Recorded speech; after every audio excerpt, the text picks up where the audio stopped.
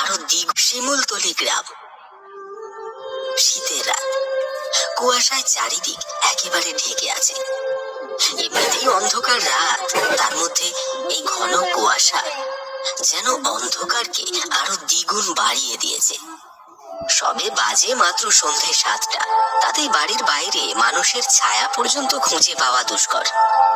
এই গ্রামের ছোট বড় সব দোকানগুলো বন্ধ হলেও হরিশ কাকার চায়ের দোকান রাত 12টার আগে কখনোই বন্ধ হয় না। লোকটার শুকনো একহারা চেহারা, বয়স 50-এর কোঠায় পা দিয়েছে। তবে বয়স 50 হলেও লোকটি এখনো অবিবাহিত। পরনে একটা গেঞ্জি আর একটা টুকরো ধুতি। শীত হোক বা গরম, তাকে এই রূপেই সব সময় দেখতে পাওয়া যায়। হরিশ কাকা এই গ্রামের সবচেয়ে পুরনো চায়ের দোকানদার। তিনি অনেক ছোটবেলা থেকেই এই দোকানটি চালাচ্ছেন। বেশিরভাগ সময় গ্রামের ছেলেপুলেরা সবাই তার দোকানেই আড্ডা দিয়ে থাকে। রাত ঠিক 9টায় রাজেশ, ঋষি, দুই বন্ধু হরিশ কাকার চায়ের দোকানে বসে চা খাচ্ছিল আর আড্ডা দিচ্ছিল। এমন সময় তাদের আরেক বন্ধু অজিত সেখানে এসে উপস্থিত হলো। অজিতকে আসতে দেখে ঋষি তাকে উদ্দেশ্য করে বলল, কিরে অজিত, তোর আসতে এত দেরি হলো যে? তোর বিয়ে করার পর থেকে আসতে এত দেরি হচ্ছে, কি ব্যাপার বলতো? আরে বুঝছিস না, বউয়ের আঁচলের নিচ থেকে বের হতে চায় না। কি সব বলিস তোরা? নিজেরা যখন বিয়ে করবি তখন ঠিক বুঝবি। কাকা, 1 কাপ চা দিন তো। চা নিয়ে অজিত পাশে থাকা বেঞ্চটির ওপরে বসলো। তারপর চায়ের মধ্যে একটা দীর্ঘ চুমুক দিয়ে বলল,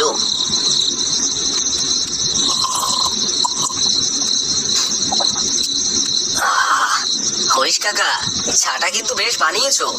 হরিশ কাকার চা বরাবরই খুব ভালো হয়, সেটা সবাই জানি। তুই কথা ঘোরাচ্ছিস কেন সেটা বল। তুই বউকে বেশি ভয় পাস নাকি ভূতকে? বউকে তো ভয় পাই না, বাকি থাকলেও ভূত সেটাকে তো কোনোদিন চোখেই দেখিনি, শুধু গল্প আর কাহিনীতেই শুনেছি। তা বেশ বলেছিস অজিত, আসলেই আমরা তো কেউই কখনো ভূত দেখিনি, তাহলে ভূতের কথা শুনলেই এত ভয় লাগে কেন? হ্যাঁ, ঠিক বলেছিস। আচ্ছা হরিশ কাকা, আপনি কি কখনো ভূত দেখেছেন? বিয়ে কেন করেননি সেটা জিজ্ঞাসা করলে তো আপনি কিছুই বলেন না, কিন্তু ভূত দেখলে সেটা অবশ্যই আপনাকে বলতে হবে। হ্যাঁ কাকা, শোনান না একটা ভূতের গল্প। ঠিক আছে, তোমরা যখন এত করে বলছো তাহলে আজ তোমাদের একটা ভূতের গল্প শোনাবো আর ভূত দেখাবো। আমার যখন 10-12 বছর বয়স, তখন আমার বাবা মা দুজনেই একটি সড়ক দুর্ঘটনায় মারা যায়। আপন বলতে আমার এই পৃথিবীতে কেউ ছিল না। প্রথমে লোকেদের বাসায় চেয়ে চেয়ে খাবার খেতাম। কেউ খাবার দেয়, আবার কেউ দূর দূর করে তাড়িয়ে দেয়। তারপর ভাবলাম কাজ করব, কিন্তু ছোট বলে কেউ কাজ দিত না। বাবার দেওয়া ছোট্ট একটা বাড়ি ছাড়া আমার আর কিছুই ছিল না। এরপর আজ আমি যেখানে দাঁড়িয়ে আছি সেখানে একটা টেবিল আর একটা টুল নিয়ে চা বিক্রি করতে লাগলাম। সাথে স্কুলের পড়াশোনাও চালিয়ে যেতে লাগলাম। সকালে চা বিক্রি করে স্কুলে যেতাম, আবার স্কুল শেষ করে দোকানে বসতাম। অত্যন্ত অসহায় মানুষগুলো যে নিজের চেষ্টায় কিছু করতে পারে, সেটাই এই নিষ্ঠুর সমাজকে আমি দেখিয়ে দিতে চেয়েছিলাম। আমি যখন 8ম শ্রেণী থেকে 9ম শ্রেণীতে সবে মাত্র উঠেছি, তখন নীরু নামে একটি মেয়ের সাথে আমার পরিচয় হয়। পরিচয় বললে ভুল হবে, মেয়েটি আমার সাথে একই স্কুলে পড়তো। আমি সেদিনের আগে মেয়েটির দিকে হয়তো কখনো খেয়াল করে দেখিনি। নীরু আমার মতন অত্যন্ত অসহায় ছিল। তার মামাই তাকে ছোট থেকে বড় করেছে। সেদিন মেয়েটি আমার দোকানের সামনে দাঁড়িয়ে আমাকে একটা ডাক দিল, এই যে শুনছো।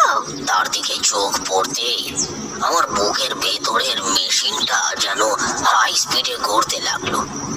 তার ঘন কালো চুলগুলো মুখের ওপর দুলছিল, আর তার ভ্রুর মাঝখানের টিপ যেন তার সৌন্দর্যকে আরো বাড়িয়ে দিয়েছিল।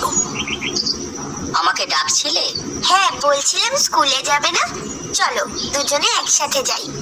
আমি যেন এমন একটা প্রস্তাবের জন্য প্রস্তুত ছিলাম না, তাই আমতা আমতা করে নীরুকে বললাম, হ্যাঁ হ্যাঁ যাবো, ঠিক আছে চলো যাই। এতটাই অবাক হয়েছিলাম যে দোকান খোলা রেখেই নীরুর সাথে সেদিন স্কুলে চলে যাই।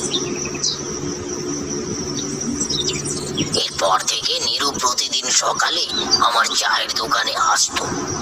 দোকানে বসে এক কাপ চা খেয়ে তারপরে আমাকে সঙ্গে নিয়ে স্কুলে যেত। ধীরে ধীরে আমাদের মধ্যে একটা প্রেমের সম্পর্ক তৈরি হয়।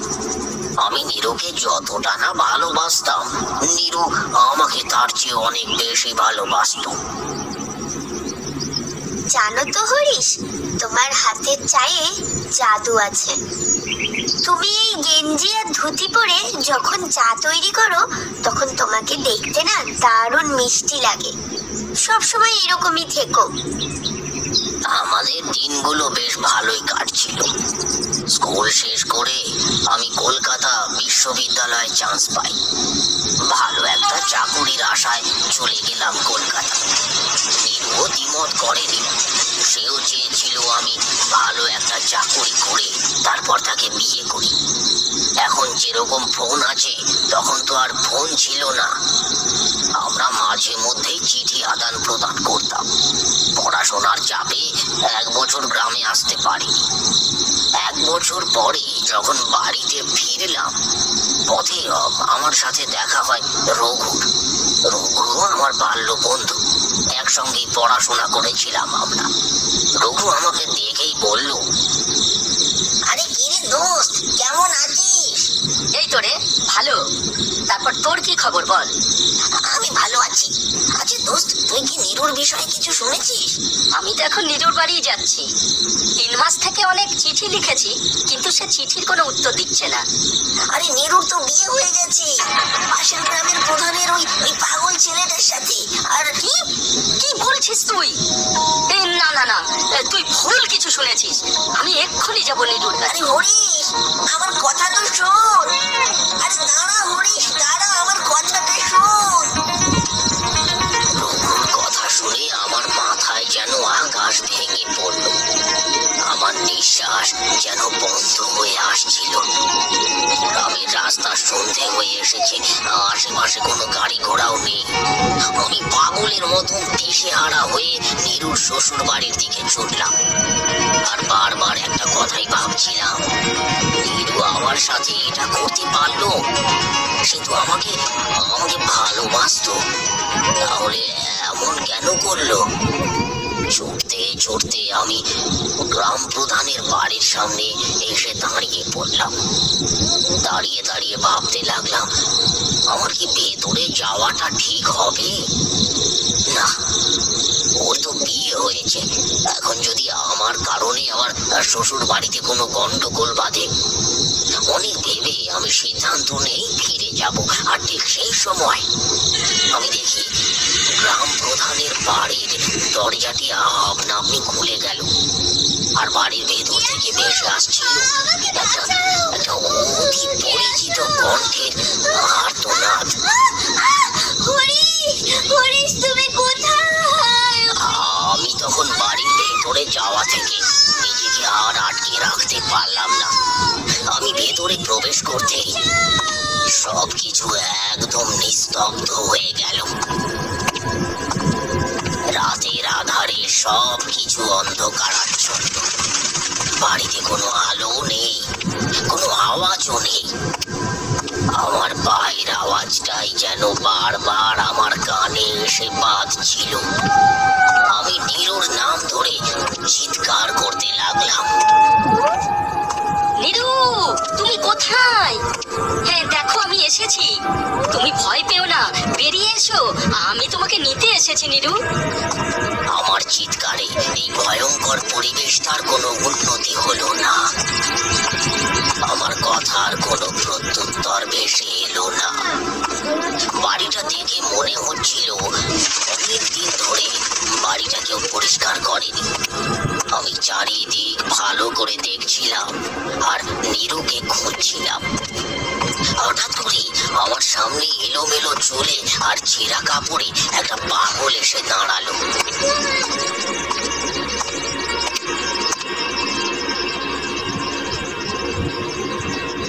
তারপর সে বলল, চলে যায়,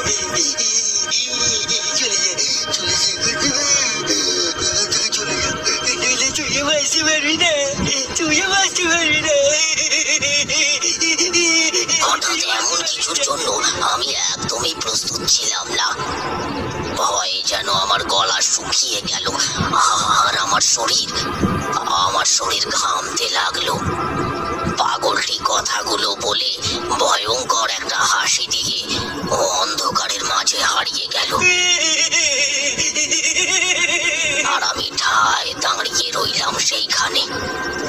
আমি শেষবারের মতন নীরুর নাম ধরে আবার ডাকলাম, নীরু, নীরু, তুমি কি এখানে আছো?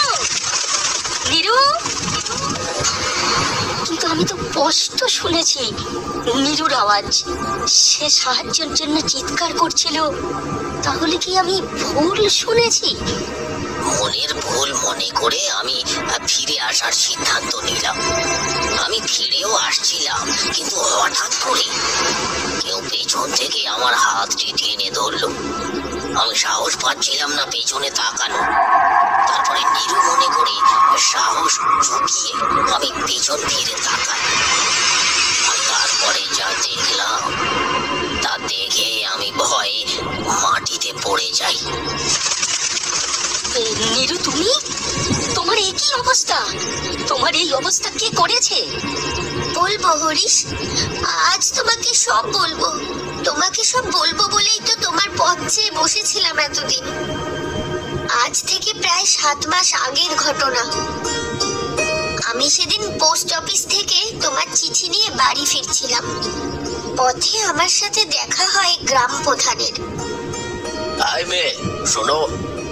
হ্যাঁ, বলুন। তুমি কার মেয়ে? কাঠমিস্ত্রি মহেশ আমার মামা হন। আমি তার বাড়িতেই থাকি।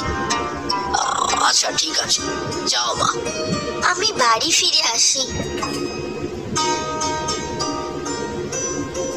পরের দিন কলেজ থেকে বাড়ি ফিরতেই মামা আমাকে বলল, শোনো নিরুমা, আমি পাশের গ্রামের গ্রাম প্রধানের ছেলের সাথে তোমার বিয়ে ঠিক করেছি। যদিও ওনার ছেলের মাথায় একটু সমস্যা আছে, কিন্তু ওনাদের অনেক টাকা পয়সা আছে মা। তুমি অনেক ভালোই থাকবে। তোমার জন্য বিয়ের আগে তারা 10 বিঘে জমি লিখে দিয়েছে, আর বিয়ের যাবতীয় খরচা ওনারাই করবেন। আশা করছি তুমি আমার উপরে আর কোনো কথা বলবে না।